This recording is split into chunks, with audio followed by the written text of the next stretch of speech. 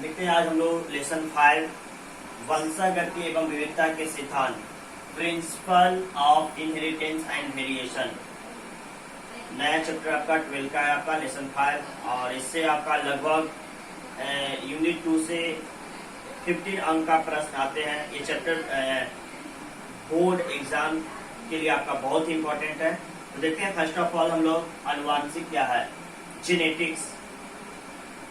तो जेनेटिक्स है क्या जानते हैं, कहता है जब आनुवांशिकता एवं भिन्नता, जब आनुवांशिकता एवं भिन्नता के बारे में अध्ययन किया जाता है तो उसे जेनेटिक्स कहा जाता है, मतलब उसे आनुवांशिक कहते हैं।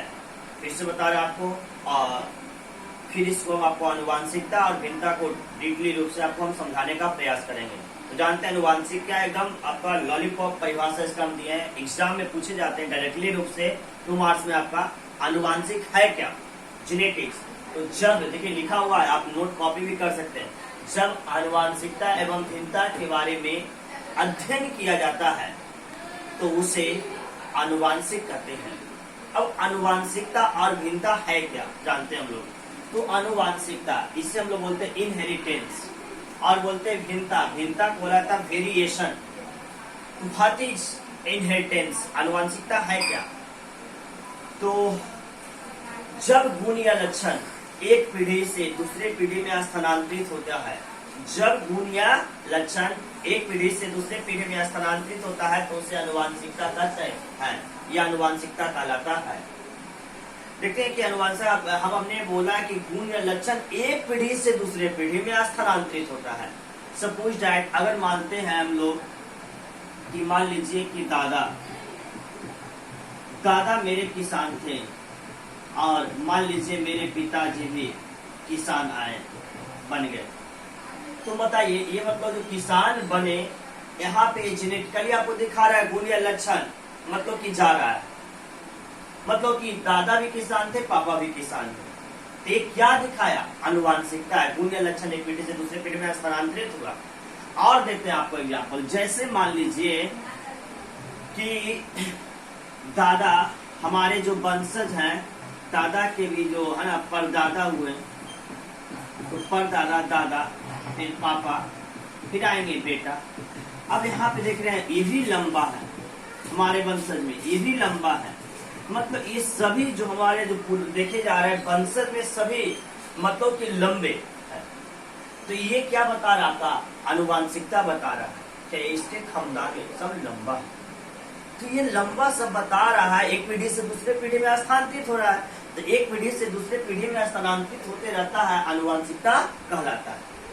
जैसे मान लीजिए किसी की आप देखते होंगे फैमिली में, है ना, आईएएस, तो ये क्या दर्शाया, आपका जेनेटिक्स दिखा रहा है कि वंशानुगत है। हम कहते हैं लालूवाद को परिवारवाद, क्यों कहते हैं, क्योंकि जेनेटिक्स है। लालू भी राजनीति किए, तेजस्वी भी राजनीति कर रहा है। अगर लालू राजनीति किए, तेजस्वी क्रिकेटर बन जाता तो यहाँ पे भिन्नता आ जाती, लेकिन वो भी जेनेटिक्स को दिखाता है। अब आते हैं भिन्नता क्या है।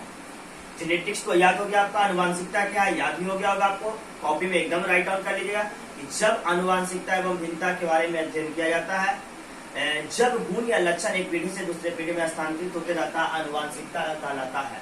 अब भिन्नता देखते हैं, जब गुण या लक्षण एक पीढ़ी से दूसरे पीढ़ी में, जब गुण या लक्षण एक पीढ़ी से दूसरे पीढ़ी में स्थानांतरित होते रहता है, यह क्या कहलाता है, भिन्नता कहलाता है। अब मान लीजिए जैसे कि हम बताए थे शुरुआत में, आपको एक उदाहरण दिए थे कि दादा किसान, पापा किसान, लेकिन दादा किसान, पापा किसान और उसका जो बेटा उनसे हुए पोता, वो अफसर बन जाए। ये क्या दिखा रहा है, भिन्नता दिखा रहा है, परिवर्तन हुआ, चेंजिंग। जैसे कि मान लीजिए कि दादा लंबा थे, पापा भी लंबा, लेकिन जो इसके बाद जो इसका जो वंशज आया है ना, एकदम सब मतलब कि बौने कैटेगरी में आए। ये क्या दिखा रहा है, भिन्नता दिखा रहा है। आप देख रहे हैं कि जैसे मान लीजिए कि रामविलास से राजनीति किया, चिराग भी राजनीति करा, जेनेटिक्स दिखा रहा है, आनुवांशिकता दिखा रहा है। लेकिन अगर रामविलास पॉलिटिक्स करते हैं, चिराग जी अगर फिल्मी दुनिया में चले जाते हैं, एक्टर्स रहते हैं, तो ये भिन्नता होता, लेकिन ऐसा हुआ नहीं। तो यही बात है। तो भिन्नता क्या है आपका, आनुवांशिकता क्या है, आपको उदाहरण तौर पे आपको एकदम कम्प्लीटली हो गया होगा। तो इनको फिर से देखते हैं, आनुवांशिकता एवं भिन्नता, जब गुण या लक्षण एक पीढ़ी से दूसरे पीढ़ी में स्थानांतरित होते रहता है, आनुवांशिकता कहलाता है। जब गुण या लक्षण एक पीढ़ी से दूसरे पीढ़ी में स्थानांतरित होते रहता है, परंतु इसके बीच में जो परिवर्तन होता है उसे हम क्या बोलते हैं? भिन्नता कहते हैं। ठीक। अब यहाँ पे ये देखना है कि आनुवांशिक के बारे में कौन बतलाया, किसे जनक कहा जाता है, किसे फादर ऑफ जेनेटिक्स कहा जाता है। तो आइए आपको हम बताते हैं। आनुवांशिक जो शब्द है, तो आनुवांशिक शब्द वेटसन नामक वैज्ञानिक ने बताया था। वेटसन नामक वैज्ञानिक ने जेनेटिक शब्द का प्रयोग किया था। But Mendel, Gregor John Mendel को आनुवांशिक का जनक कहा जाता है। मतलब Mendel is the father of genetics. आइए कैसे कहा जाता है मेंडल को आनुवांशिक का जनक? देखते हैं। तो मेंडल ने ही सर्वप्रथम मटर के पौधा पर प्रयोग किया था। मटर के पौधा पे, आप जान रहे हैं मटर के पौधा, हम लोग मटर छेमी खाते हैं, इसी पे मटर के पौधा पर उन्होंने प्रयोग किया था। ऑब्जेक्टिव क्वेश्चन तो एकदम भी आई है। मेंडल ने मटर के कितने पौधा पर प्रयोग किया था? तो 7 विभिन्न लक्षणों पर इन्होंने प्रयोग किया था। 7 विभिन्न लक्षण आता है एग्जाम में कि मेंडल ने मटर के कितने पौधे प्रयोग किया था? 7 विभिन्न लक्षण पे प्रयोग किया था। साधु के बारे में बताएंगे, हम जानते हैं पहले भी।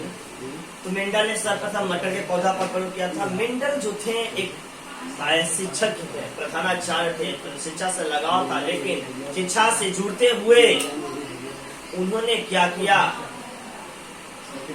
चर्च मतलब पादरी ज्वाइन कर लिया और चर्च में रहने लगे। वहां के पादर बन गए, पादरी बन गए। और वहां पे उन्होंने क्या किया? बगान जो था, चर्च के साथ साथ वहां का सेवा करने के साथ साथ बगान में खेती से लगाव इनको हो गया और उन्होंने मटर का पौधा का चयन किया। लगातार 7 वर्षों तक प्रयोग किया उन्होंने। 1856 से लेकर 1863 ईस्वी तक लगातार 7 वर्षों तक मटर के पौधा पर प्रयोग किया, 7 विभिन्न लक्षणों पर उन्होंने।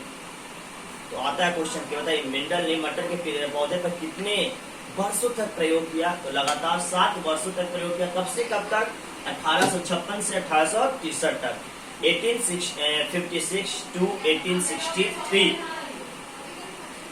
कहता है कि देखिए मटर का ऑब्जेक्टिव क्वेश्चन आता है कि मटर का वैज्ञानिक नाम, साइंटिस्ट नेम क्या होता है? मटर का साइंटिस्ट नेम तो पाइसम सटाइवम होता है। जैसे कि मनुष्य का साइंटिस्ट नेम होमो सेपियंस होता है, गाय का साइंटिस्ट नेम बॉस इंडिकस होता है, उसी तरह से जो मटर का वैज्ञानिक नाम होता है पाइसम सटाइवम होता है। मेंडल देखे कि 1856 से 63 तक तो लगातार 7 वर्षों तक प्रयोग किया। उन्होंने जो प्रयोग किया था, 7 वर्षों का मेहनत किया था, वो मेहनत को दिखाना चाहते थे।